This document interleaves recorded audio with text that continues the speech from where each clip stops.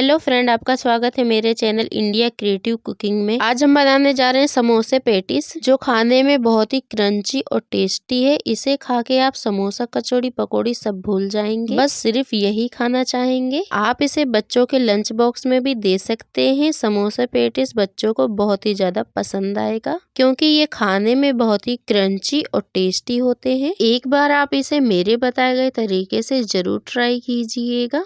तो चलिए फ्रेंड, देख लेते हैं कि समोसा पेटिस कैसे बनाने हैं। इसे बनाने के लिए हमने एक बड़े से बाउल में 1 कटोरी मैदा ले लिया है। आप चाहें तो इसे गेहूं के आटे से भी बना सकते हैं, लेकिन मैदे से बहुत ही ज्यादा क्रंची बनता है। थोड़ा सा हम इसमें नमक डालेंगे, 1 चम्मच ऑयल डालेंगे। आप ऑयल की जगह घी भी डाल सकते हैं।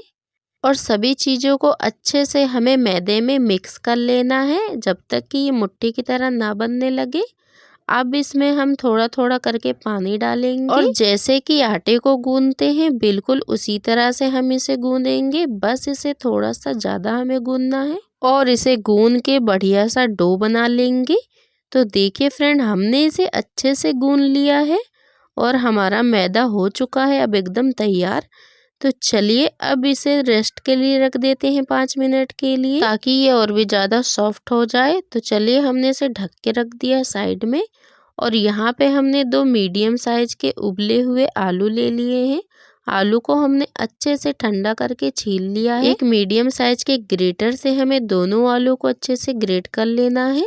इसमें लम्स नहीं रहना चाहिए। आप चाहें तो इसे मैशर से या किसी कटोरी या गिलास से अच्छे से मैश कर सकते हैं। तो चलिए फ्रेंड, अब गैस की तरफ चलते हैं। तो गैस पे हमें कढ़ाई या फैन को रख लेना है। इसमें 1 चम्मच ऑयल डालेंगे। जब हमारा ऑयल गर्म हो जाएगा तब हम इसमें आधा छोटा चम्मच अजवाइन डाल लेना है और आधा छोटा चम्मच जीरा डालेंगे। 2 बारीक कटी हुई हरी मिर्च डाल लेनी है। सभी चीज़ों को अच्छे से हमें मिक्स करना है और 1 मिनट के लिए ऐसे ही चटकने देंगे। जब सभी चीज़ अच्छे से चटक जाएगी तब हम इसमें 1 मीडियम साइज के प्याज को बारीक काट के डाल लिया है और इसे हल्का लाल होने तक हमें इसे पकाना है। तो देखिए इसमें हल्का हल्का सा लाल हो चुका है। तो अब हम इसमें 1 चम्मच धनिया पाउडर डालेंगे, आधा छोटा चम्मच गरम मसाला पाउडर, आधा छोटा चम्मच लाल मिर्च पाउडर। मिर्च आप अपने अनुसार रख सकते हैं, आपको कम तीखा खाना या ज़्यादा तीखा। थोड़ा सा इसमें हल्दी डालेंगे, स्वाद के अनुसार नमक डाल लेना है और सभी मसालों को अच्छे से हमें पकाना है। इसमें हमें पानी नहीं डालना है। इसे ऐसे ही 1 मिनट तक अच्छे से हम पकाएंगे मसालों को। जब मसालों को पकाते हुए 1 से 2 मिनट हो जाएंगे तब हम इसमें आलू डाल लेंगे और आलू को हमें मसालों में अच्छे से मिक्स कर लेना है। तो हमें आलू को ज़्यादा पकाने की ज़रूरत नहीं है, बस 2 से 3 मिनट के लिए पकाएंगे अच्छे से। सभी चीज़ों को अच्छे से पकाने के बाद अब हम इसमें थोड़ी सी बारीक कटी हुई हरी धनिया डालेंगे और हरी धनिया को आलू में हमें अच्छे से मिक्स कर लेना है। सभी चीज़ों को हमने गैस का फ्लेम मीडियम पे ही पकाया है। तो देखिए हमने हरी धनिया को अच्छे से मिक्स कर लिया है। तो अब हमारी आलू की स्टफिंग हो चुकी है बनके तैयार। आप देख सकते हैं कि कितनी ही टेस्टी लग रही है देखने में। तो चलिए अब इसे ऐसे ही ठंडा होने के लिए छोड़ देते हैं। अब हमने यहाँ पे एक कटोरी ले ली है, इसमें 2 चम्मच मैदा डालेंगे। मैदा डालने के बाद हमने यहाँ पे थोड़ा सा सरसों का ऑयल डाला है इसमें, और चम्मच से या हाथ से इसे अच्छे से हमें मिक्स कर लेना है। इससे हमारा नाश्ता बहुत ही ज़्यादा क्रंची बन के एकदम तैयार होगा। तो देखिए हमने इसे अच्छे से मिक्स कर लिया है। तो चलिए इसे रखते हैं साइड में और अब अपने मैदे के डो को देख लेते हैं। तो मैदे के डो को अच्छे से हमें एक बार इस तरह से मसल लेना है और इसे चिकना कर लेंगे। हमने थोड़ा सा हाथों में ऑयल लगा के अच्छे से हमने इसे चिकना कर लिया है। तो चलिए अब सभी मैदे के डो को ले लेते हैं और देखिए इस तरह से अब हम इसे हल्के हल्के हाथों से रोल कर लेते हैं। इसे रोल करने से ये अच्छे से पूरे में देखिए इस तरह से फैल जाएगा। और इसे रोल करने के बाद अब हम यहाँ पे एक चाकू ले लेंगे और इसे इस तरह से छोटे छोटे पीसेस में हम काटेंगे। इस तरह से काटने से ये बिल्कुल छोटे छोटे पीस में बन के तैयार होंगे। तो बिल्कुल आसानी से आप इस तरह से इसकी लोइयां बना सकते हैं। इस तरह से आप लोइयों को काट के लेते हैं तो आप इसे ना तो ज़्यादा बड़ी ना तो ज़्यादा छोटी, सभी मीडियम साइज की लोइयां बन के तैयार होंगी। अब हम एक मैदे के डो को लेंगे और इसे गोल शेप में बनाएंगे, जैसे कि रोटी के लिए लोई बनाते हैं, बिल्कुल उसी तरह से। अब हमने लोई को सूखे मैदे में इस तरह से देखिए लपेट लेना है और अब हम इसे चलिए बेल लेते हैं। तो हमें इसे बिल्कुल हल्के हल्के हाथों से बेलना है और एक बड़ी सी जैसे कि रोटी को बेलते बिल्कुल उसी तरह से हम इसे बेल लेंगे। तो देखिए हमने इसे बेल के तैयार कर लिया है। अब हमें बिल्कुल इसी तरह से 4 रोटियों को बना के तैयार कर लेना है। तो यहाँ पे हमने सभी 4 रोटी को बना के देखिए इस तरह से तैयार कर लिया है। अब इसमें से हम एक रोटी को लेंगे। ना तो हमने इसे ज़्यादा मोटा ना तो ज़्यादा पतला बेला है, बिल्कुल रोटी के साइज में हमने इसे देखिए बेला है। अब हमने जो ऑयल से और मैदा से बना के तैयार किया है उसे हम इस रोटी के ऊपर देखिए इस तरह से लगाएंगे।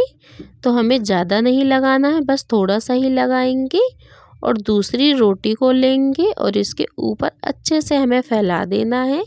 हाथों से हल्का हल्का सा हम इस तरह से दबा देंगे और फिर से हम इसे मैदे को लेंगे और इसके ऊपर फिर से इस तरह से देखिए लगाएंगे। तो बीच में हमें इसे ज़रूर लगाना है और फिर इसे हम तीसरी रोटी को भी देखिए इस तरह से रख देते हैं। जहाँ से भी रोटी छोटी लगे तो आप इस तरह से हाथों से इसे फैला सकते हैं और हल्के हल्के हाथों से बस दबा देना है। अब हम इसे देखिए फिर से थोड़ा सा ले लिया है हमने मैदा और अब हम इसे रोटी पे भी लगा देते हैं और चौथी रोटी को हम इसके ऊपर डाल देते हैं और बढ़िया से हम इसे दबाते हुए इस तरह से देखिए फैलाएंगे और बेलन से अब हम इसे हल्के हल्के से पूरे में बेल लेते हैं ताकि ये रोटियां अच्छे से चिपक जाएं। तो बिल्कुल इसी तरह से आपको रोटी को बेल लेना है देखिए ऊपर से। अगर आप इस तरह से बनाते हैं तो बहुत ही ज़्यादा टेस्टी नाश्ता बनके तैयार होगा। तो देखिए हमने इसे अच्छे से बेल लिया है और अब हम यहाँ पे एक चाकू या कटर लेंगे और इसके सभी चारों कोनों को हमें इस तरह से देखिए काट लेना है और इसे काटने के बाद जो साइड में हमने इसे काटा है इसे हम निकाल लेते हैं और फिर से इसी तरह से नाश्ता इसका बना लेंगे। तो अब बेलन से हम इसे अच्छे से देखिए इस तरह से बराबर कर लेते हैं और इसे बराबर करने के बाद अब हम इसे बीच से काट लेंगे और फिर इसे साइड से इस तरह से काटना है। तो देखिए हमने इसे अच्छे से काट लिया है। तो बहुत ही आसानी से देखिए ये निकल जाता है, बिल्कुल भी ये चिपकता नहीं है। तो हमने इसे काट के एक अलग प्लेट में रख लेते हैं।